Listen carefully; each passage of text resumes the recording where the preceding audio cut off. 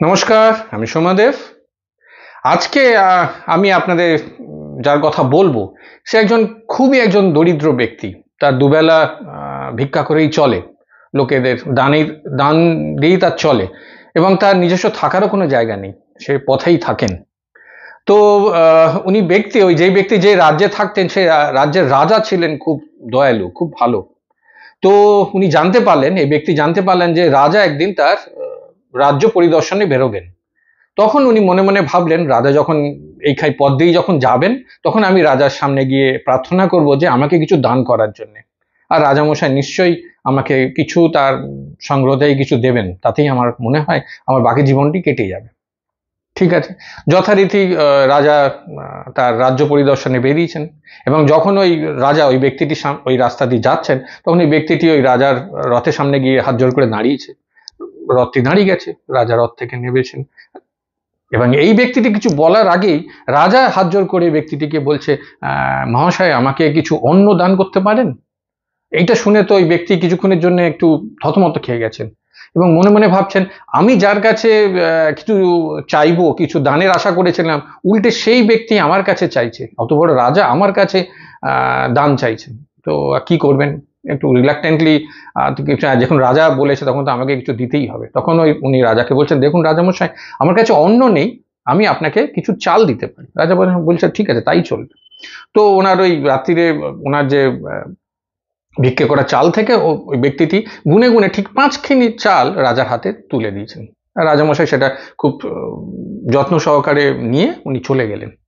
তো এবং ব্যক্তিটি ভাবলো, দেখ ভাগ্যের কি পরিহাস, আমি চাইলাম, কোথায় আমি চাইবো, উল্টে রাজামশাই আমার কাছ থেকে নিয়ে চলে গেলেন।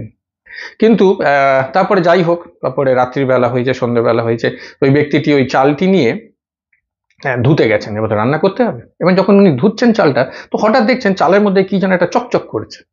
তো উনি সঙ্গে সঙ্গে জলটা ফেলে যখন চেক করছেন, দেখেন একটা সোনার টুকরো। মানে উনি আরেকটু সরিয়েছেন, দেখেন আরেকটা সোনার টুকরো। এই করতে করতে ঠিক 5খানা সোনার টুকরো উনি পেলেন। উনি তখন বুঝতে পারলেন, ওই যে রাজামশাইকে আমি 5টা অন্নের চালের দানা দিয়েছি, তার ঠিক ওই পরিবর্তে উনি 5খানা সোনার টুকরো পেলেন। তখন উনি মাথায় হাত দিয়ে বলছেন, ইস, আমি যদি রাজামশাইকে আমার পুরো চালটাই দিয়ে দিতাম, তাহলে তো আমি কত কত আমি তাহলে সোনা পেতাম। তাহলে দেখুন, এখান থেকে এই গল্পটা থেকে একটা খুব ভালো লেসন আমরা পাচ্ছি। কি লেসন? যেই ব্যক্তিটি মানে দু বেলাতেই তার দানে চলে, উনি তো ভিক্ষা করে করে তার দিন চলে। আর যখন এই ব্যক্তিটির উনি সময় এলো যে ওনার কাউকে কিছু দেয়া, যখন উনি রাজামশাইকে কিছু দান করার সুযোগ পেলেন, তখন কিন্তু ওই ব্যক্তিটি মন খুলে হাত খুলে দিতে পারলেন না। তার ওই সংগ্রহ থেকে, চাল থেকে উনি খালি 5টা দান তুলে দিয়েছেন ওই রাজার হাতে। ঠিক এইখানেই স্বামী বিবেকানন্দ একটি কথা বলছেন। উনি বলছেন, আমরা যখন কাউকে কিছু দান করব, that has to be wholeheartedly, selflessly and without any attachment.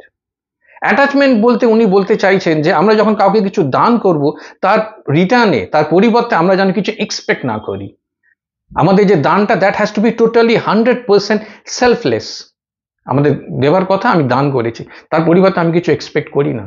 উনি আরো একটা কথা উনি বলছেন যে তুমি যে দান করছো, ভেবো না যে তুমি কিছু মহৎ কাজ করছো, বরঞ্চ তোমার উল্টোটা ভাবতে হবে যে তুমি দান করতে পারছো বলে তোমার এটা সৌভাগ্য যে তুমি এমন একটি জায়গা ভগবান তোমায় করে দিয়েছে যেখান থেকে তুমি দান করার সুযোগ পাচ্ছ, সেটাই তোমার সৌভাগ্য। কি পাওয়ারফুল একটা মেসেজ বলুন তো, দারুণ কথা। মানে আমি দান করতে পারছি বলে এটা আমার সৌভাগ্য। খুব সুন্দর কথা। আজ তাহলে এইটুকুনি থাকুক।